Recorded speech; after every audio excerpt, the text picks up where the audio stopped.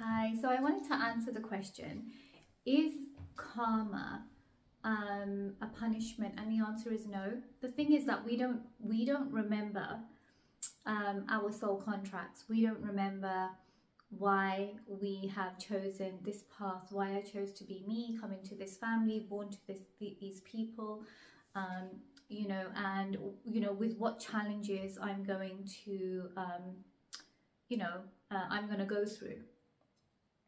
We don't remember, however, mostly the things that happen in our life are things that we have chosen to go through in order for our soul to grow. And yes, there is an element of karma to it. Now, karma basically is another word for balance. It needs to bring in balance. That doesn't mean that, when somebody does something bad, they're not going to be punished for it. I suppose spiritually we like using the word they're going to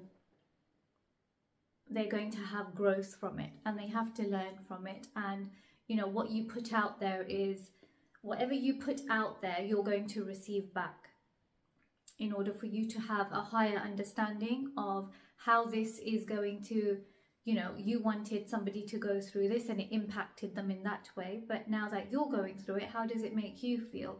And that consciousness usually takes us to a higher consciousness and makes us understand something in a universal way.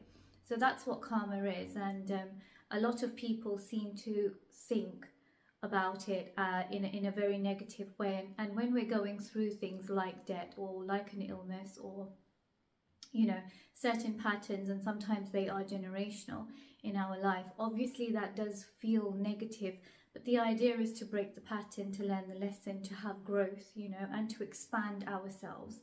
And if we're not able to do that, then yes, I understand, it can be difficult to be stuck in that. And it is being stuck because the soul doesn't have area to grow. We came here to learn that certain lesson, but unfortunately we're not breaking these patterns and we're not having the growth, so it is feeling stuck. So karma is not punishment, karma is growth. Thank you.